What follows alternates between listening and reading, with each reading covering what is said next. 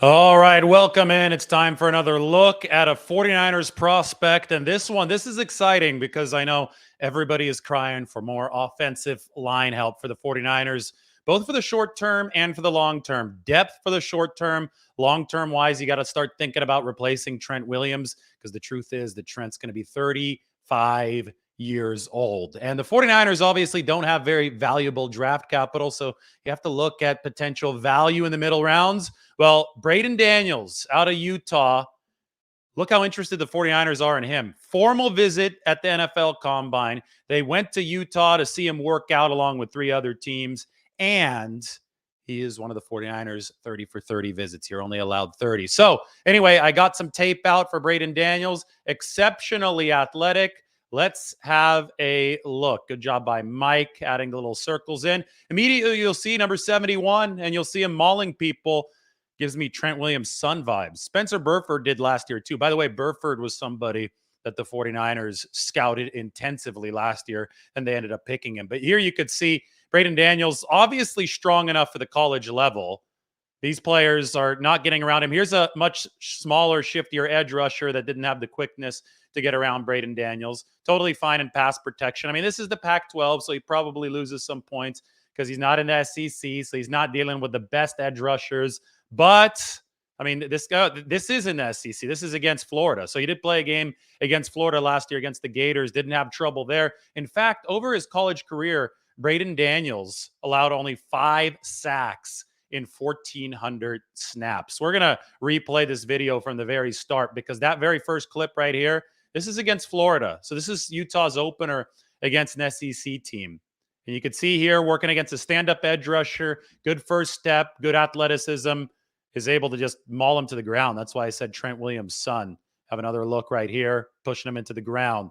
This is, Braeden Daniels is a player the 49ers can certainly work with because of the exceptional athleticism. We can take a look right here. This is his relative athletic score. Green is good, red is bad. Green, in fact, this kind of neon green, that means elite. Braeden Daniels, a 4.99 40-yard dash, a 2.86 20-yard split, and a 1.7 10-yard split. That's really, really good relative to even the 40 and the 20. Good agility scores, the shuttle and the 3-cone at 7.53. Good explosion scores. It's the red and the yellow up here as far as height, 6'3 and a half, weight 294 pounds. That is the concern. So the issue with Braeden Daniels might be size, but I'll tell you what, he's played every single position except for center along the offensive line in college. So he's played both guard positions. He's played right tackle. He finished up at left tackle. That was totally okay with him. And that athleticism, again, I got to put it back up on the screen. It is elite. And I have to say that even if you do have issues with the size, you have to acknowledge that when you watch the tape, it wasn't an issue at the college level. Similar to Spencer Burford, there were some issues with his strength coming out of UTSA. People were saying, oh, he's going to need to develop strength and he's going to need to ride the bench for a year to be strong enough to deliver at the NFL level. And he was a day one starter. He wasn't great last year, but Spencer Burford was serviceable. They're hoping for a year two jump from him. Similar thing with Braeden Daniels. I think that, a lot of he might not be strong enough, he might not be big enough concerns come from the fact that, yes, you could see up there on the screen, that is below average weight. That is below average height. So the projection is natural. Oh, he's going to have to get a little bit stronger to deliver at the NFL level. But, maybe he already is strong enough. And for that reason, we got to put the tape back on. And when you watch the tape, this is a guy that's mauling everybody that comes against him at the college level. Dane Brugler's scouting report says once he's engaged, he struggles a little bit technique-wise, probably because the anchor is not as strong, probably because he can't keep pass rushers fended off with really long arms like a 6'8 tackle would.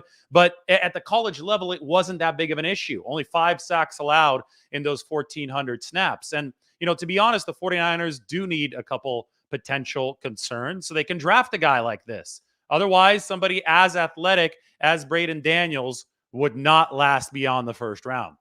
Currently projected to go around the 4th or the 5th round, maybe a little bit higher when you look at this tape as soon as this guy starts getting a little bit more hype. Maybe he goes in the 3rd, but the 49ers don't pick until number 99. But again, look at how interested the 49ers are in this player. The combine visit, the workout, and the 30 visit. I mean, and the combine visit was a formal one. So you have two formal visits because that 30 for 30 visit is a formal one. Last year, the 49ers scouted the hell out of Spencer Burford, and they ended up picking him. And I think that Braeden Daniels is a player that the 49ers would be interested in picking as well. Now, we have to talk about the 49ers' future tackle plan. Obviously, Trent Williams is the best in the game. There's no dispute about that. But you have to start thinking about a developmental piece in case Trent only goes another year or another 2 years. He's still under contract for a few more years, but you never know. He's going to be taking it a year at a time, as he should.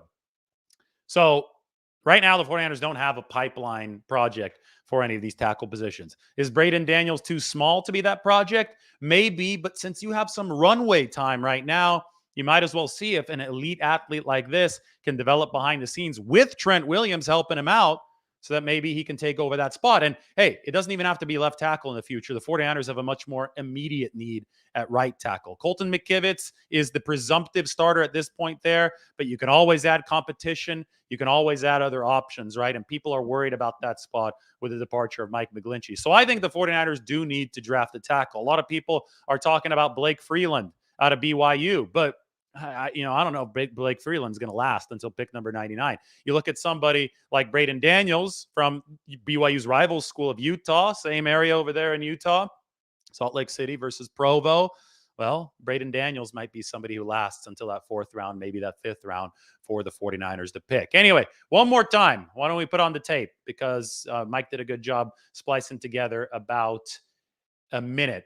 You'll see the positional you won't see the versatility on tape. You'll see tackle reps. You'll see the exceptional athleticism, though. And again, this issue right here, size, doesn't seem like an issue on this tape, albeit against college Pac-12 competition. So yes, there probably would be some developmental work here, but that's okay. The 49ers can afford it.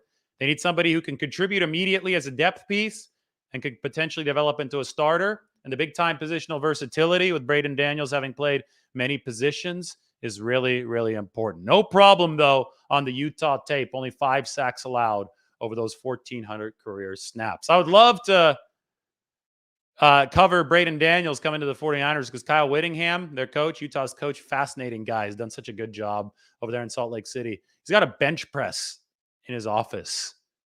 He's the real deal. So if you played for Kyle Whittingham, you're going to be tough. And I think the 49ers definitely like that. And that's why they've shown such great interest in Braeden Daniels. Maybe their tackle of the future, maybe a replacement for Trent Williams, at least worth a swing. We'll see if he's still on the board when the 49ers come to pick, because we do know they're very, very interested in him. All right, everybody have a great afternoon. Another prospect video will be coming up soon. Everybody take care.